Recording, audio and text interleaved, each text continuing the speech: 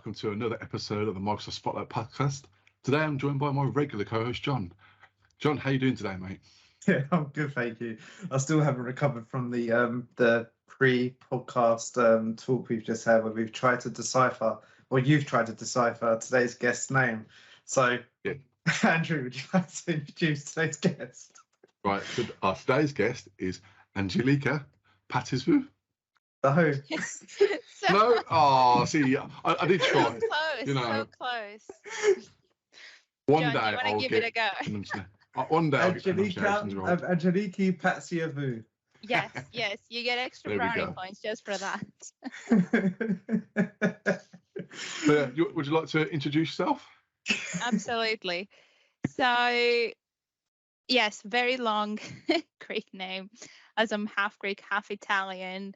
By day, I'm a change manager, a superhero at Avanade, and by evenings, if I'm not involved with the Microsoft community, I am a singer, martial artist. Oh wow! What martial arts do you do? I do kickboxing. Okay, cool. John's a martial arts, does a BJJ. Hey, I do Brazilian Jiu-Jitsu. Nice. I've been thinking about whether I want to transition into that because my current club is a bit far, and I have a very close by Jiu-Jitsu club. So who knows? Which club is it? Sorry. So I live in Sutton in South London. Okay. So there's a club in my area. I don't know their name. I just know they train very close by because an ex-classmate of mine now goes there. So he posts on Facebook all the time. It is a Greasy Bar there. Okay. Yeah, no for full start. I know the going completely off the topic of the podcast here, but yeah, I know the people who run it. We'll catch up offline. We might actually have common threads / practitioners. Awesome, yeah. Anyway, give us a off topic completely, but give us a bit of a background, kind of what you do at Avanade, and then we'll go from there. Sure. So I work for Avanade as a change manager in what they call the OCM advisory practice, which stands for Organizational Change Management for the UK and Ireland team. So what that means in practice is I'm one of those non-technical yet a little bit functional superheroes that go in to help businesses and clients navigate a world of continuous change, whether it's technology, whether it's people, processes, you name it. People like myself are here to help with that transition, translate simplicity, and pretty much sell reassurance. We're here to help make things brighter, faster, better by always personalizing the way we support our customers and their own customers, and making sure the transition to change is as smooth and happy as possible. So does that happen on like most projects, every project, some projects? Like when does change management come into a project? In theory, it should come in at any point. There's many people that see business application implementation fails because it doesn't.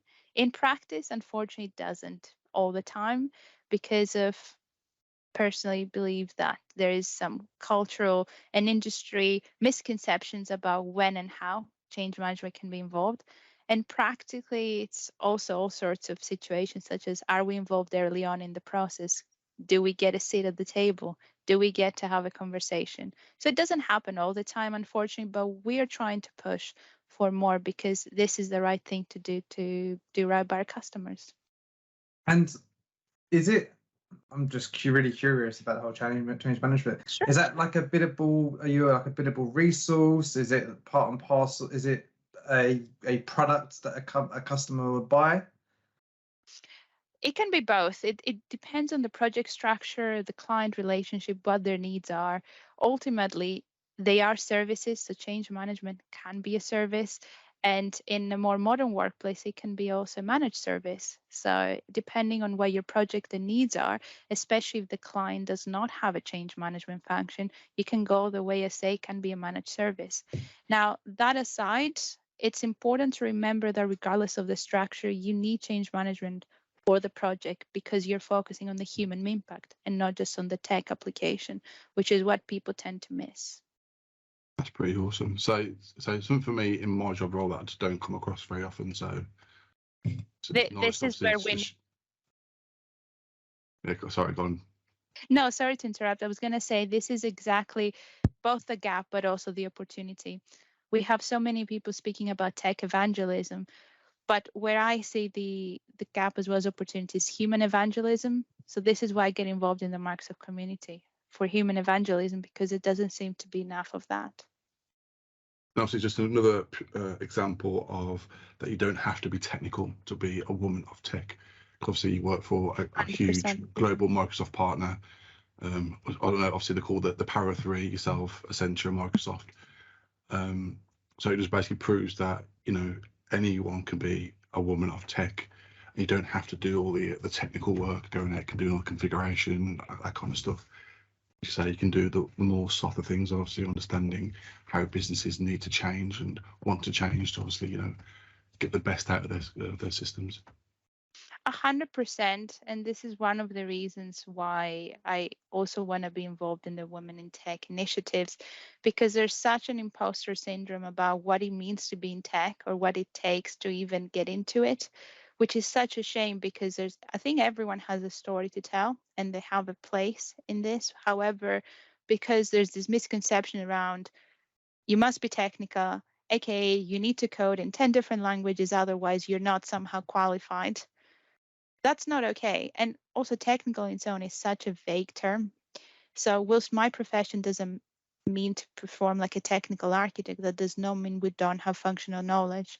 It makes us better change managers by having certain functional knowledge, or at least I believe so, because that makes us hybrid enough to be able to have the right understanding to translate the business and the technical vision into a narrative that is powerful enough to transition into that human impact. So we need those skills. It's just that we don't need them to the extent that an architect, for example, would have.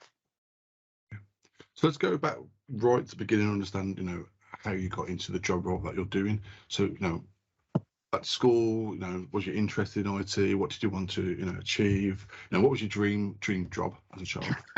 It's a bit of a roller coaster story. So let me know when I need to stop because it's going to be a long one. That's So fine. We'll when sit I there and was listen all day long. It's all good. That works for us. So when I was in school, I was actually interested in two very different professions, neither of which I followed. The first one was I wanted to be a fashion designer. So I love drawing and designing, and I'm pretty good at it. However, when I asked my parents to pay for private school in Milan, guess what they said? And it was no yes. So that didn't work out. The other one is I wanted to be a surgeon. But turns out my ability to handle blood was just in horror movies. So that wasn't going to work out either. So putting that aside, because I was always a maths geek and I really loved having, and even a physics geek, and I loved having tools where I could interpret the world, I was fascinated by the world of economics. So academically speaking, I'm actually an economist. So I did a 4-year bachelor in Greece in economics and corporate finance, and then I came to London to do a master's in pure economics as well, with a focus on developing countries. So for those amount of years, so a good 5 years, I thought I was going to work in an NGO, maybe the UN, maybe the World Bank, and somehow save the world. That was the dream back then. However, it's not an easy life to get into, and it takes a lot of sacrifice because you become a bit of a nomad, which I wasn't ready to commit to. So I thought, okay, I know I have an interest in interpreting the world. I kind of gathered an interest in IT because part of my master's, we had to do statistical modeling and we had to use coding for that. So I got exposed to languages such as R, which was very interesting because I had to teach myself, turns out, to do my thesis. But that gathered an interest in IT without realizing it. And because I didn't want to follow the path of 99% of my college, which is work for a bank, become an analyst or a trader, make tons of money out of it. I went, dramatic pause, I went into online gambling in marketing. So what that meant in practice with digital marketing strategy and online gambling, I was very early exposed to CRM systems, something I wasn't even aware of. So I went into operations, configuring CRM systems and setting up gambling promotions for marketing strategies, which to me was something totally unknown, but quite fascinating because I was always interested in behavioral psychology and game theory. So for me, I was able to see at its purest of forms how people behave under the unknown, under risk. I was able to almost experiment with it in something that no other economist could do in real time. So it was quite fascinating. I was exposed to IT straight away without even pursuing it, and indirectly started developing all this interest and this passion ultimately for CRM systems, initially within house with all sorts of solutions. And then as I got further into my career in marketing with the big platforms, I've worked with Salesforce, Adobe, obviously Dynamics later on. And I got to see it all, the good, the bad, and the ugly. And I was so passionate being on the client side that eventually I thought, enough with bad implementations. I'm actually going to work on how to make things better. How do you transition to a better life? And this is where change management came to me. So it was much later in my career that I took my passion for CRM systems, my marketing and ops background, and I turned it into change management. So my path is so diverse, and I'm hoping to inspire other people to see there's no linear path that you need to take to find your purpose, to find something that is fulfilling, and also keep an open mind that keeps life interesting. But let's be honest, like there's some people that find their callings early on and stay in the same job for 30 years, and good for them. But we don't all have to be the same to enjoy our careers and our lives, and that's perfectly okay. Yeah, definitely. I think it's something that I think I've been lucky to kind of do from a young age, is get straight into basically my career path from day one, from leaving college and stuff. So maybe a bit of a head start in terms of that sense of things, I guess. But yeah, Yeah, because I'm actually now 20 years into being in IT. Started at 17, now 37. Just, yeah. it's a mad stat, isn't it? I know. You've been in IT Thinking back from where I began doing an IT apprenticeship to where I am currently today, it's a long time, and obviously a long time is still ahead of me of more working years. So yeah, it's nothing worth thinking about, really, is it? So you've gone to Avanade now, and obviously Avanade has like quite a big focus on people, evangelists, people talking in the community and stuff like that. Where did your first kind of love for the Microsoft community? How did you kind of get into it? What was the thing that made you go, "Cool, I like this. I want to do a bit more"? So this is an interesting story that started even before my journey with Avanade. It's actually through the community that I got to know Avanade and its culture to the point where I pursued that. So it started actually when I was still at my previous role, and I just happened to have a colleague who was part of this network of people / friends that were part of the Microsoft community. At the time, I really didn't know what the community even stood for, what it involved. However, through the lockdowns and pandemic, you want to get out there, connect with new people. So I thought, great, let's meet new set of people, see where it goes. And as I started connecting with them, I noticed very soon that there was this discrete passion about what they did, this spark that I never found before. And it really intrigued me. I thought, there's all these people. Yes, they're friends. Yes, they have good fun and whatnot, but everyone is passionate about a single thing around this. And it wasn't until I attended my first South Coast Summit conference last year that I saw it in person, and it just captivated me. I know it might sound cheesy, but it really did. And the way people were speaking or the way they were interacting was something sort of amazing. So it kind of inspired me to the point where I eventually caught the bug for public speaking.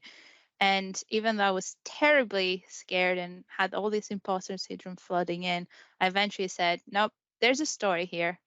And I went from having absolutely no experience in the community within the last, since May, really, having done, I don't know, 15 plus activities between public speaking, different kind of other shows or interactions with MVPs, hackathons, you name it. And I've loved every bit of it. So in a way, I think I've found my tribe.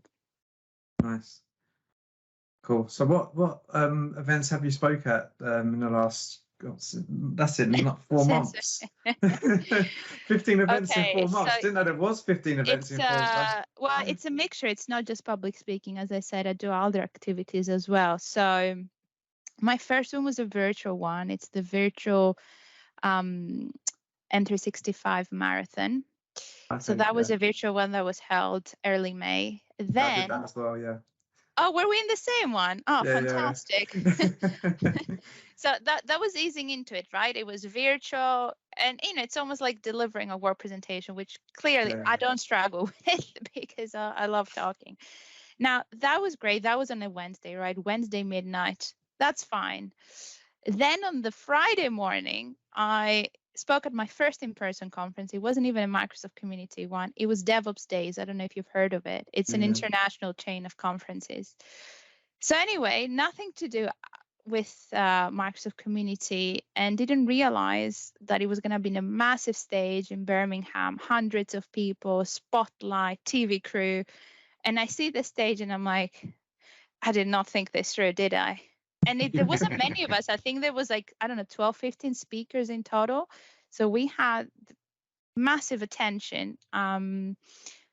But so anyway, freaking out minutes before, then, I get hooked up, mic, everything.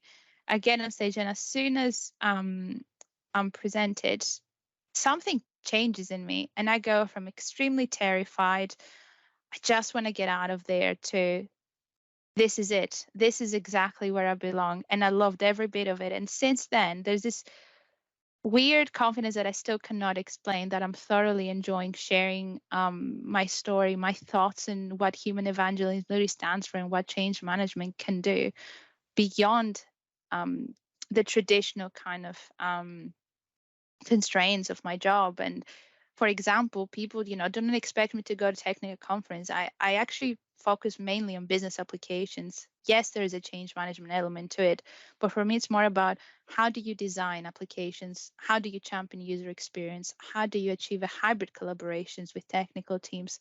So I don't necessarily have to be defined by my role. It's more about what I'm passionate, want to advocate for. And, since then, what other events we've had? I've had 2 sessions at Scottish Summit, which was really, really fun. I was I've there as spoken- well. We didn't meet. I'm telling you, John, and I don't know where you've been hiding. I promise. I usually. I was at the pub. Oh, there you go. Also, you said he was at South Coast Summit. You didn't come to our session about women in tech. I was gonna say, could we have been at the same time? Who knows? Because I had a couple. So anyway, so there's that. I speak quite often at the Dynamics 365 and Power Platform user group. So I spoke at the one in London, Microsoft Paddington, in June. I spoke to Cambridge last week. I did the tech fair for the Power Platform School last week. I did the Power Platform Summit in Oslo with Microsoft. Yeah, there's been a few. It's a lot, yeah. You're getting through them quickly. Exactly. And That's awesome. all sorts of hackathons, anything I can get my hands on, really. I think there's a story to tell. Whenever I go to conference, like, change management, what? Wait, what are you again?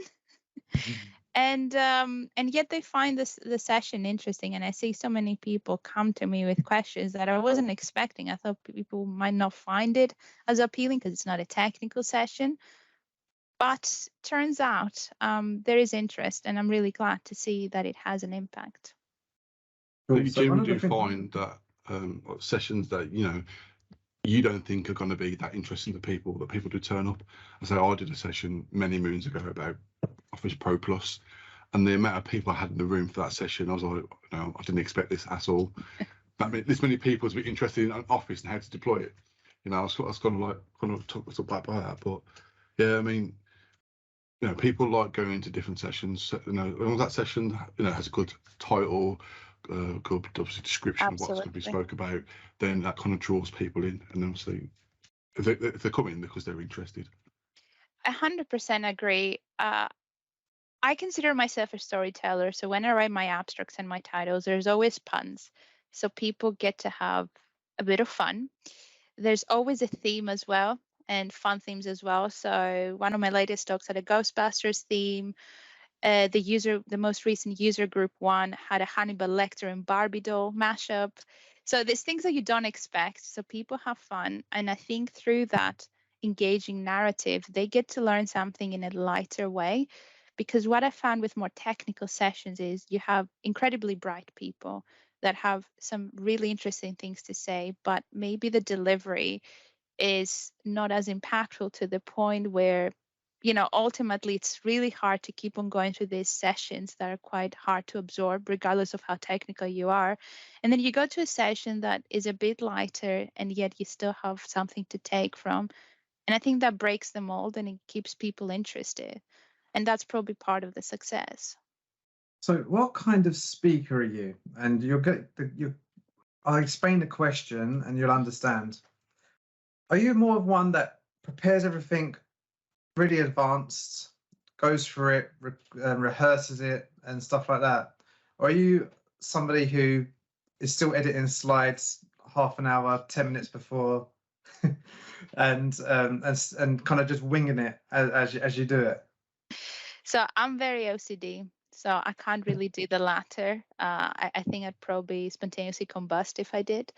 So I tend to be extremely prepared. I actually love creating really visual slides that are really cool with all sorts of animations and anything I can do to make it stand out, because I think that's part of an experience. And even though I'm the first kind of person you mentioned, I would describe myself as a storyteller and putting up a little bit of a show, because I think it's the delivery that makes it interesting, not just the content. So if people make it there, I want to give them something that they will truly remember in every single way. Yeah, I'm the second one. Definitely the second one. That's okay. There's a few of you, don't you worry. That's okay. We balance it out. I went to I done a user group in Manchester 2 weeks ago, and on the Sunday I was sitting down with my wife and parents and stuff, just what are you doing this week, blah blah blah. I'm talking on Wednesday. My wife goes to my parents, do you know he hasn't even done his presentation, even started his presentation? Yeah, I'm like, yeah, that's all right, it'll be fine. And we can do that. Train you to do it in. I'd done it on the train journey on the way up. Like, it's not impossible. What I found is I had my first experience doing a joint presentation. So obviously you're not just managing your own self. Through collaboration, you have to manage, that as well. And that for me was a little bit more last minute than I would have liked. So it's an experience. It has to happen sometimes. Like for that one, I was preparing the night before and rehearsing and kind of hoping for the best. Like, are we going to cover what we said we're going to cover appropriately? And yes, it might happen, but I like not to at least aim for it, because I don't want to go in there stressed. I think it's important to have a very sane and zen mental health space at that time. So if you can manage your anxiety and it comes out great, that's fine. But if not, then you have to take some measures. I managed my anxiety a couple of Budweisers at the last user group. That's the problem, John. I don't drink alcohol, so I really struggle to find something to calm me down. And I also don't drink coffee, which kind of is weird, because I'm half Italian. I should be sipping it like water, but hey. It's like when I did my big presentation to like 400 people. I mean, the night before I was absolutely, on the pop, and then delivered the morning like keynote. But I think to some degree, I think you have them butterflies when you first go and do it. That whole build up. But as soon as you start, 100%. hitting your stride, then you just kind of like flow through it, and it just comes so natural. Because in the day, especially if you know what you're talking about, you gotta go through it. Like, yeah. That's the key. So no matter what preparation is there. So for example, you can have speaker notes, right? I sometimes put them in. I kind of have stopped now, because preparation helps, but also I know exactly what I want to talk about and ramble on if needed. So that's what matters as well. And I think if it's too rehearsed and too perfect, it stands out and it becomes dry. So that's my 2 cents on that.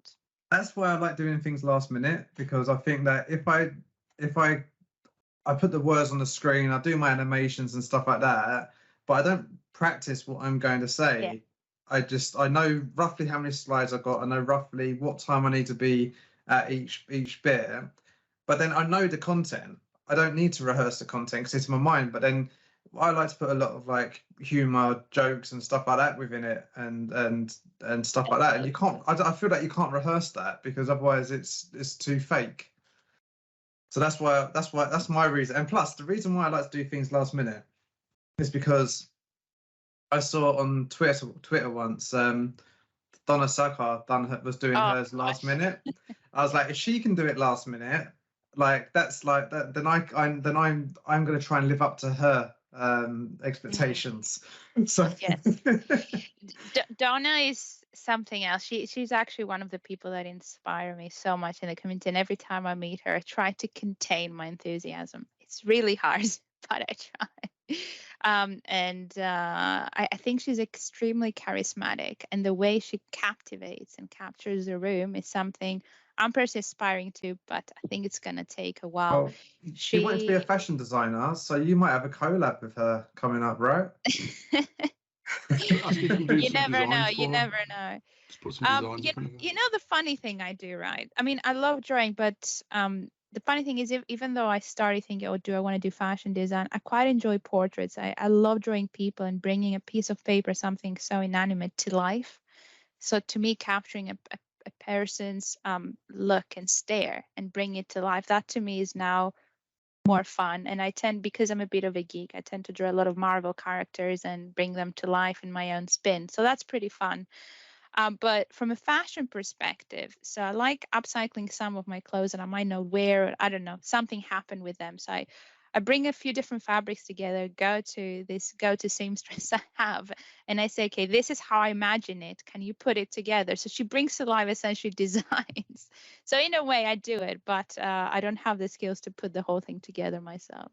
Yeah, I'll put a word in for you, and we'll get a collab going with Donna. Oh, with Donna. Why not? I'm speaking to her next week, so I can have a chat then. I was gonna say, we had a lovely opportunity at Scottish Summit with the hackathon. So we were running an accessibility hackathon, and my team and I were incredibly honored to win it because ultimately she said, you know what, we're putting it straight into our backlog. Like, this is happening, and we're going to help millions and over 1 billion of people with that. And that to me is a better collab than anything else. Knowing that you can actually influence people's lives for the better. What more? I remember Donna saying that. I remember in the closing keynote. Yeah, remember saying that. Yeah. We couldn't go up on stage. There was timings issues, but even knowing that we made it there, that was pretty cool. So see at the Scottish Summit where the keynote was, and there was a couple of people just pushing people into the rooms. Do you remember? Or did you not go down that way? It was mine and Jose's job to make sure that everyone went into the keynote. So when people were going past exits, we were stopping people from going. Yeah. That was me. So you might have seen me then. The problem is I was delivering the last session of the day. Oh, really? And I had people standing behind for a Q&A, so I couldn't be like, hey, no, I'm not replying to your question. Get out. So yeah, I tend to close the show in a lot of conferences. I don't know. Maybe they save the best for last. Well, I'm closing it at the South Coast Summit. Apparently. So, yeah, I was gonna say, are you closing it, or are people also doing the keynote at the same time? I don't know. Apparently, the keynote's the same time as my session. That's what I'm saying. Yeah. So are you an alternative keynote then? No, I'm the alternative keynote. Oh, that's a good. That's a good right. Yeah, I like that. Put that on the MVP submission form. Yeah. That's how. that's how marketing for it there. Alternative keynote. I like that. I'm definitely using it. Thank you. You're welcome. You're welcome. I do career advice on the side. There you go. So we've a question for you. Obviously, we spoke about people that inspire you. Spoke about your past. How do you see you making yourself like a big impact on the women's tech community? What can you do to obviously help try and bring more younger women into speaking slots or speaking roles, or basically just being a part of the community? What do you think that you can do? So there's so many things that everyone could do. What I focus on to begin with is sharing honestly both my journey as well as my experiences in a way that I can role model vulnerability. And I think why this is important which ultimately is meant to inspire women and people getting into tech generally, is because first of all, imposter syndrome, right? People think you have to be this perfect technical person to fit in, which is not true. And also, technical is such a vague term that I'm trying to myth bust around. But at the same time, I want to inspire women to see that you can have a diverse path and still be in tech. The traditional concepts around being technical or not technical also don't apply anymore. There's such nuances that you can have your own fluid journey within it. So I also want to inspire people to find their own place and what fulfills them within IT rather than thinking they have to be a programmer or an architect to make it. And also, what I'm trying to do as well is help with regards to mental health, for example, conversations, because this is something as well. So it can be a very intense field to be in as well, which means that we are all impacted in different ways and might find it too daunting to even consider it. So discussing things like imposter syndrome and mental health and how I manage it or how I found my involvement in the Microsoft community to be a way to manage it in a more peaceful and fulfilling way. I think that's also quite powerful as well because people see the recognition or the achievements that you can showcase that come with it when you do all this kind of speaking or any of these activities, and that is true. However, there's so much more that can come out of it. And I think by showcasing that to people and giving them an alternative to managing maybe their own mental health or their sense of belonging, I think that's also quite powerful and hopefully will inspire people to join in. Yeah, definitely. I mean, mental health is a big thing for me. So recently this week, one of my partner's oldest school friends took her own life. But a few personal problems, and that's not the only time that I've actually seen that. I've had a cousin that took his own life through COVID, and then also my brother-in-law took his own life as well.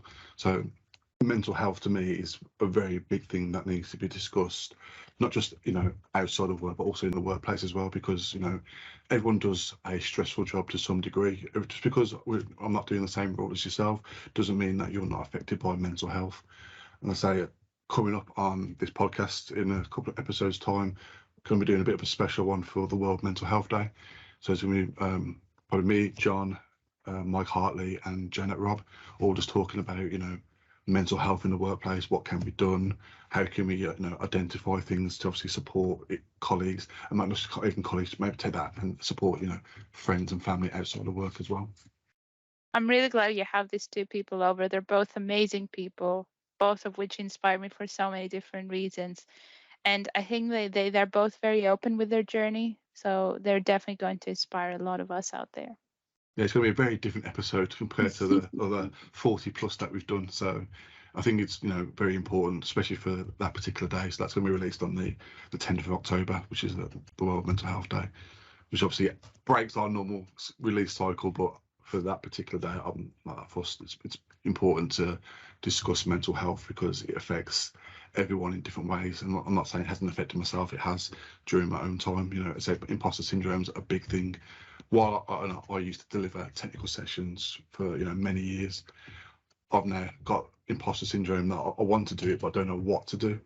So, I'm happy more to talk about the softer things, which is obviously women in tech, mental health, how to become a male ally, more than actually delivering technical sessions. 100%.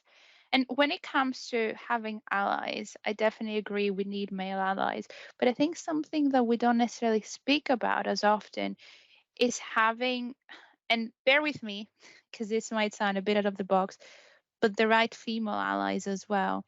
So what I mean by that is that I find sometimes there's a divide between people, so females in the community that are more or less technical, and that creates a divide of its own. So bringing everyone together in the conversation, so it's not just a gender conversation, but really having everyone from different professions coming together and supporting each other. So I find that is equally important, and we don't always see it that way. We think, okay, we're all in this together, but are we really, like, how are we practically supporting each other, especially if we work in very different fields, but we're still part of IT? How are we inspiring each other and so forth? And that's one of the good things about this podcast. We've had over 40 different women on this podcast, all from different walks of life, had obviously different aspirations within their careers, and they've all basically come on, shared their stories about what they have done to get into the world of IT, but also then the things they did outside as well to get to that point. Because as I say, we've had so many different stories of how people have got into IT. No journey has been the same so far. Everyone has basically come from a different background, a different walk of life, whether that's because they're, they look slightly different to everyone else, or they're not the same colour as other people. Everyone has their own story.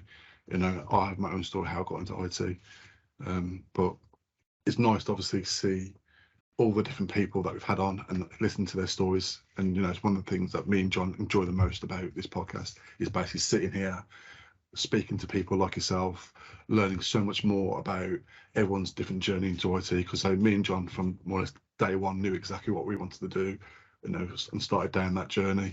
But obviously there's others that didn't start in the world of IT till later in their career because they maybe got pushed into doing SharePoint admin. That's a big thing that we've had on here. And lots of SharePoint admins, yeah. Yeah, lots of SharePoint admins. But it is refreshing to obviously hear everyone's story, and I love it. I mean, I even go back and listen to some of the episodes myself because it's for me it's one way of connecting with other people and understanding their approach. Because every single story that we listen to, I try and take a little bit out of that and then try and implement that into my day job, because I support women in tech within Fujitsu, and then obviously then try and do it here in this podcast, and as well as the community events that we're running as well. Exactly.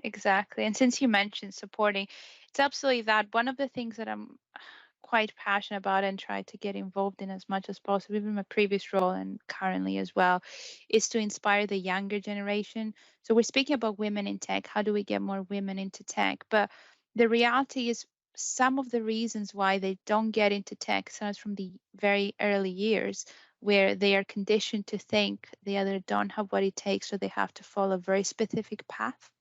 So mentoring people that are school age, younger girls, as well as doing school outreach programs, that's also very important, because if you build the confidence and that passion early on, it will penetrate every part of their lives, which means that you don't think about getting women to tech, you're thinking about getting girls of all ages into tech. And when you start early, it's so more powerful.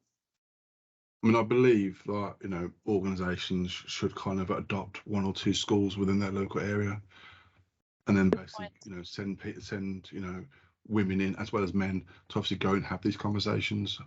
I mean, I know for my daughter's school, they actually start their GCSEs a year earlier than other schools that I've been to. So she picked all her GCSEs in year 8, and now in year 9 she's starting to do the work for her GCSEs. I think the school have done that because I find they got better results from it. Go on, John. so. I don't think people going to schools and saying, "I'm a woman in IT, you should do it," is going to help. It's not about that. It's about So mentoring. no, I don't think so. The reason why I say this is because I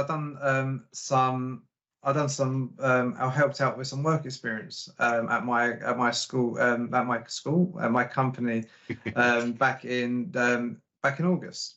And one of the things, as we were getting speaking to each other about the computer science stuff they do, the A levels and stuff they do, I said to them, how many girls have you got that do computer science? And they said, none.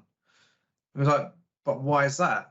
I was like, well, because we had a couple, one or two, that wanted to do it, but the reason why they didn't is because their friends weren't doing it. They felt like they weren't going to have the day-to-day social activity which they would if they went and done the class with their friends instead. So I honestly think it is although you could inspire someone, they're still always going to have the anxiety of not having day-to-day social interactions with people of the same sex to them. So I think what needs to be done is for the boys that are in the class to become allies. We need to be focusing on the guys, and we need to be focusing on the social groups that to inspire girls to do that. Because you say, look, there's an amazing job here, like this woman's doing in IT, and at the end of the day, I think a girl's going to sit there and go, I still don't want to do that class because I've got no other girls in there. I don't want to like, and I suppose that doesn't matter for lots of young girls, but it matters to the majority, like a huge majority of, am I going to be with my friends all day? So I think people going into schools and talking is a good thing, no doubt about it, but it's more about social groups and understand and getting people on board, getting guys on board to go, look, it doesn't matter if you haven't got no girls in the class, or you've only got one or two, like, and be open and try to get other kids to be open and transparent. I said to the boys, I mean, like, it's your job really to go out and say to the girls that want to do computer science that they're not going to be alone, that you're going to help, that you'll be and encourage them basically. And that's why I say, look, you need like a mix of males and females from an organisation going in, because you need that, you know, that physical mentorship, or however you want to look at it, that can go, look, well, you know, here's a male ally supporting another woman in tech. That woman in tech is doing very well in their career, but obviously, you know, as a male, I'm there to obviously help and support to get more women into roles, because, you know, I'm no better than, you know, any other female person that is an architect. You know, we all have the same skills, we all, you know, have the same drive, we all want to obviously, you know, do well within our careers. So it's just making sure, obviously, you say having that right balance. You can't just send in an army of women in tech into a school and then, you know, this is what you need to do. It should be a balance, and showing that, you know, it is a level playing field for everyone. If you want to get into the world of IT, then, you know, you can go into it, and then the world is your oyster. You can go and achieve whatever you want to achieve, and that's purely demonstrated by how many high-level women there are in organisations. And I'll pick Avanade as an example. We've got obviously Pamela Maynard, who obviously, you know, is a woman from you know, African Jamaican descent, Caribbean descent. I'm not too exactly sure where she comes from, but, you know, she's a big, powerful black woman within a large organisation, within, you know, a massive company that travels from, like, you know, from London over to the States, and is very visible as well. Not just obviously within the organisation that she works for, but obviously on, you know, social media as well, because I see it all the time. Of course, of course. So let me pick up on 2 points actually. So when I mentioned school programs, it's not just about let's get loads of women to speak about how fantastic TED is and how they're doing. I was referring to mentoring, and that doesn't necessarily have to happen by women in tech, but what I was referring to is mentoring young girls to think differently. So speaking about how tech can enable their skills and their lives is one thing, but I'm talking more about enabling their mindset to think, to be more open-minded, to be more confident, to build that appetite for curiosity and build those soft and maybe appetite for digital skills that will eventually lead to IT. So you're basically building the foundations, because when you evolve later on, that's what, isn't it? Pathways. If you're pathways building to a success. pathways, just like when I run a football team, there's a pathway from the under nines all the way up to the first team. If there's a pathway there that people can see and can, you know, start on that journey, whether you know, it's at school, and then there's a pathway into, say, my organisation for Jiu-Jitsu, then obviously that's, you know, well, I've got my first foot in the door because that company already recognises me on that pathway, so I might potentially get a role at the end of my, you know, curricular activities and start working immediately. Obviously, getting a job when you leave school is obviously quite difficult. Mm-hmm. That is a great way to think about it. And also, let's say you bring those women in IT that want to speak about their journey. I don't think we should just be focusing on how, look at us, we're doing amazing, and, you know, there's equality. This is very important. But what about also focusing on, through this path, through this career journey, and through this role, I was able to focus on my own passions. This enabled me to feel fulfilled and to make a difference in my own way and terms. I think this is also something we need to showcase, because success is not measured in a single way.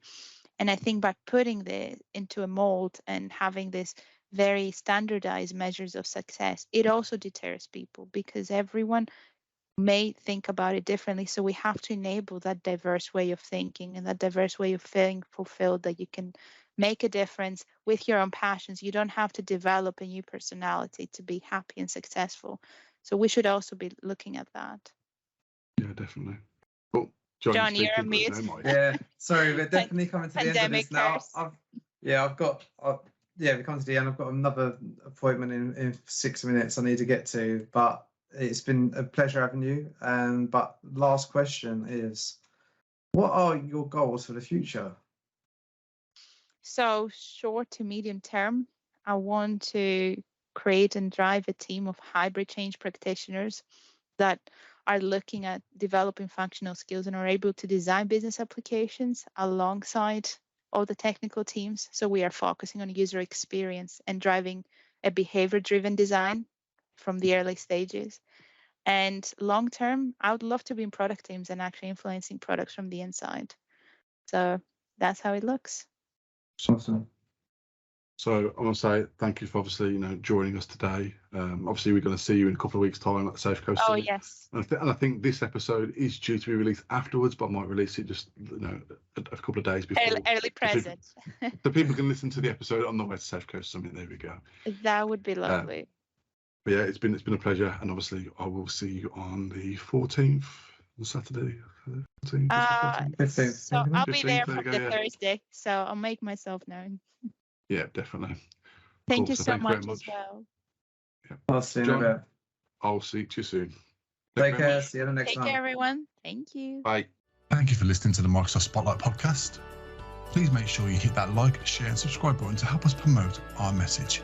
You can also follow us on Twitter at MSFT Spotlight, and we're also on LinkedIn, the Microsoft Spotlight podcast. And finally, we'd like to tell you a little bit about BitTitan and thank them for sponsoring this podcast. Remote migrations start here. Let MigrationWiz do the work for you. It's fast, secure, and 100% SaaS, which means you can migrate at any time and from anywhere. Migrate mailboxes, documents, public folders, personal archives, or even Microsoft Teams with just a few clicks. No special training needed and no customer downtime. When the work matters, choose MigrationWiz.